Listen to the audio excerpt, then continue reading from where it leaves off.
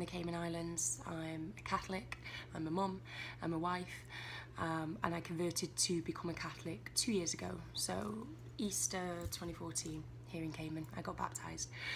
So how did I get down that journey and get on that path and decide that I wanted to become a Catholic? Well, it was pretty much that. It was a journey. It wasn't something that happened overnight. It wasn't that, you know, I saw this flashing light in the sky that said, you know, turn to God and you've been found. It wasn't anything like that. It was more so a chain of events. So from a very early age, I'd say that I was looking for something. I felt like something was missing and I didn't know what. I was raised in a single parent family. My mum raised myself and my brother all on her own. So from a young age, I never really understood what it was I was looking for. But I think the first point of call for me was, okay, was it that I don't have a dad? You know, who is my dad? I need to meet him, I need to find him, I need to figure out if that's what I'm missing and that's what I'm searching for. And I did. I met my dad when I think I was maybe 12 or 13 years old, and figured out, you know, very early on that that wasn't what was missing and what I was looking for and what I needed. It was something else. It felt like something bigger than that, because I still didn't feel that sense of satisfaction when I did meet him. So tick that box, you know, met my dad and figured out, nope, that's still not, you know, that's not fulfilled the need you were looking for. So I figured, well, because I've come from, you know, low income kind of poor-ish upbringing, perhaps it is that I need to make lots of money and get a good job and be successful, and that's going to fulfill the need that I'm ultimately looking for. So I did really well at school, did pretty well at college, and got into university to do a law degree. Now, for my family, I think that was a pretty big deal at the time, because, you know, I was one of the first to go to university. My mum didn't go. So for me to go to university, it's this whole other unknown world that I was going out and exploring. So I went on, did my law degree so that I could get a good job and make lots of money, and ultimately decided I didn't want to go into law because it would take me too long to make the money that I wanted to make. So I decided I'll go into business. I got my first business job straight out of uni a few months later.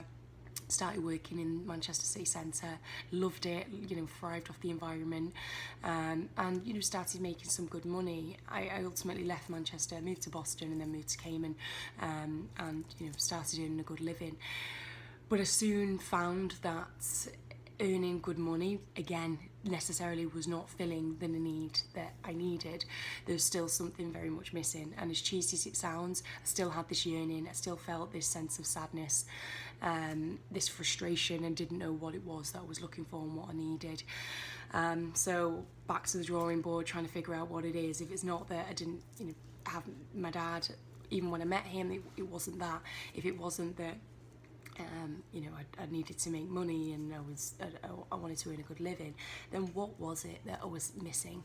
So I had a good friend in college, a really good friend who is a Muslim, and he shared with me the Quran and just his whole view of life, his morals, his ethics, his upbringing really touched me, inspired me, and did make me do a lot of self-reflection. And I did consider Islam. You know, he was kind enough to share an English translated Quran with me, and I took some time to read it and try and understand his faith and what the life as a Muslim actually entails. And it's, you know, from what I learned, is a very beautiful faith, and it just didn't necessarily trigger something in me, and I'm not sure why.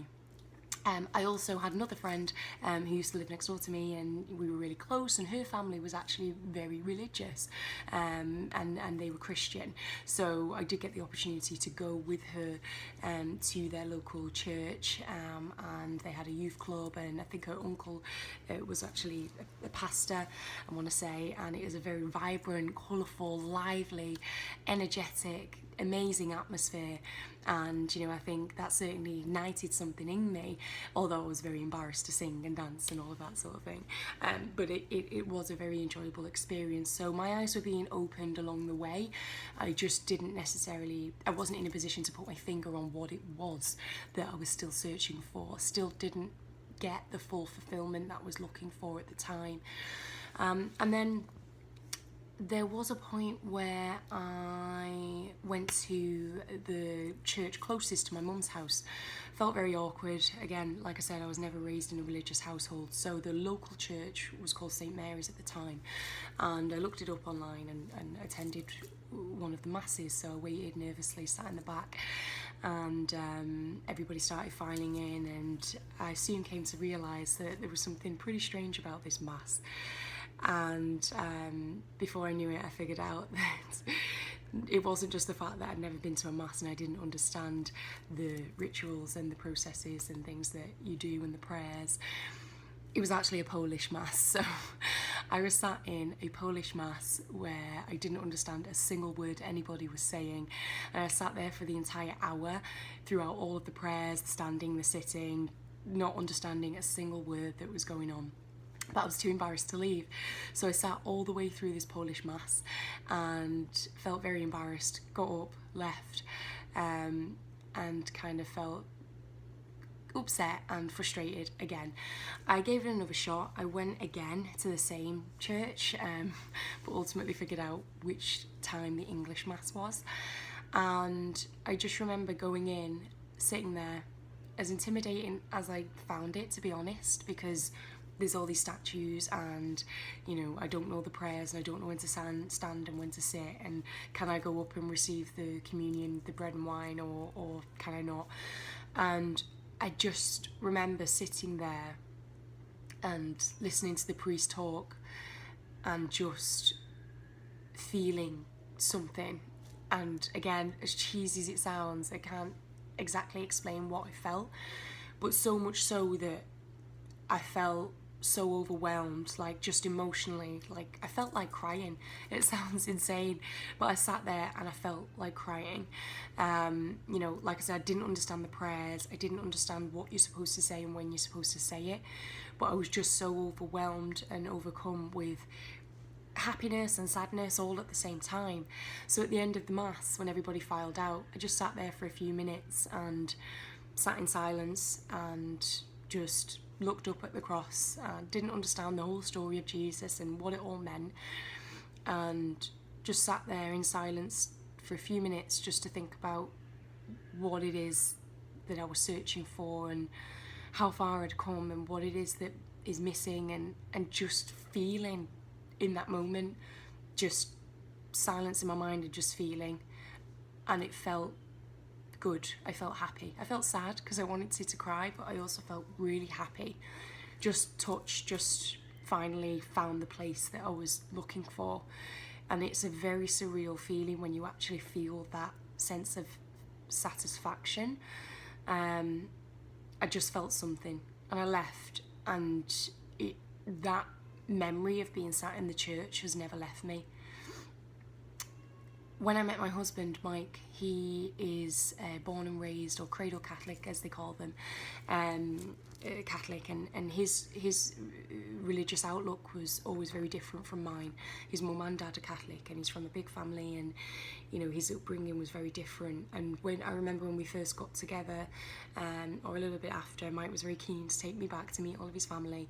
So we went up to Middlesbrough, met his family, and I remember one of my first experiences was meeting his mum and dad, just with big open arms and a big welcome, and having dinner. I think one of the most pivotal moments and strange moments for me, coming from a small family as well, was sitting down with all of his family and having dinner. But before anybody even touched the food, they said grace, and grace to me, I had no idea what it was, what it meant. I felt stupid, sat there while everybody had their eyes closed, and his dad said grace, said this prayer. And again, I felt really silly, but just looking around the table at everybody with their eyes closed, this was just normal. This was not strange to anybody there. This was completely normal.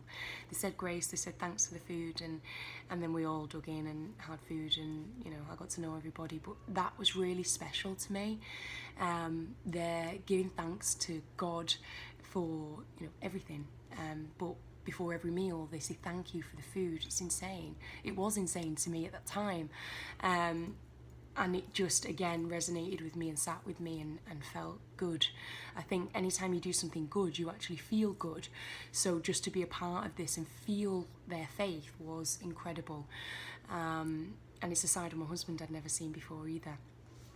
So, you know, that was a massive part of it. Ultimately, we got married in the Catholic Church in Boston.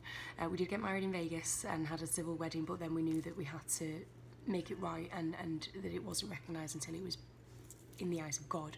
So we did it in the church. And leading up to our church wedding, we had to do some classes, some conversion classes for me, because I wasn't a Catholic, and again broadened my understanding on what Catholicism meant, from a marriage standpoint, from a man and wife standpoint as well, which had a whole other deep and meaningful meaning behind it. And again, this contributes to my journey massively, because it really opened my eyes to what it means to be a Catholic, but not only a Catholic, but a Catholic woman and a wife. So I ultimately, when we moved to the Cayman Islands, we started attending church every single Sunday. We go to Mass every Sunday. I decided that the best way to broaden my faith and broaden my understanding was to get involved with the church. I now read every Sunday. Well, not every Sunday, but some Sundays at church. We attend Mass every Sunday. We say grace at dinner, you know, every time we eat.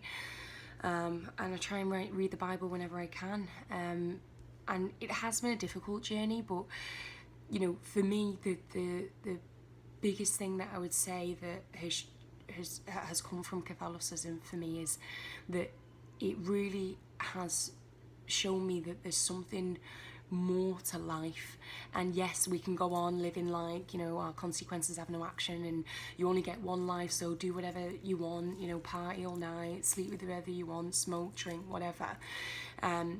But that's not the case. Your actions do have consequences. There's a reason you don't feel good when, you know, you just go out and party, and the next day feel pretty crappy about yourself. Or there's a reason that having loads and loads of boyfriends doesn't make you feel good. There's a reason why being grateful and being thankful brings you this sense of happiness. There's a reason why when you do something nice for somebody, you feel good inside. That's something that can't be explained. And for me, one of the major drawing points of Catholicism, and probably one of the biggest misconceptions, is that you don't have to be perfect to be a Catholic. The church is certainly not a place for saints. It's a hospital for sinners, right? And that's just a meme I saw on Pinterest or Facebook, but it's true. I am not a perfect person. I'm 26 years old. I like to go out and drink with friends. You know, I like to have a good time, and I consider myself your average, normal 20-odd-year-old girl, but I'm a mum, I'm a wife, I'm a Catholic, and, you know, if you ever feel lost or in a place where you're struggling, just know that the more you educate yourself and the more you try and take on what it is that you're looking for, the easier it will get. I think it's a very sad state of affairs where, you know, people just shut their minds and say, I'm not going to be a Catholic, you know, I'm not going to be a Christian, it's all rubbish, you're all Bible bashers. It's a very limited mindset to have. And, you know, if you're ever in that situation, just welcome it, you know, and share your reasoning behind it. And if you don't feel ready to share why you believe what you believe, don't ever feel like you have to. It takes time. Just go ahead and, you know, go away, study, and, you know, try and just grow in your own faith, because I can tell you it certainly has changed my whole life. I'm still working at it. I'll never be perfect. I'm not perfect, and by no means does God expect you to be perfect. The whole point of being a Catholic and attending church is to get better and become a better person, and that's what I'm trying to do. And, you know, that's the message I'm trying to spread is, you know, people might have this misconception that to be a Catholic you have to be super religious, and you have to be perfect and not do anything wrong, and you know, you have to just have this one mindset, and you don't, because your faith with God is a personal relationship. So it doesn't matter if you you know, if you remember to say grace all the time, or if you feel like you're the perfect person. You don't have to be.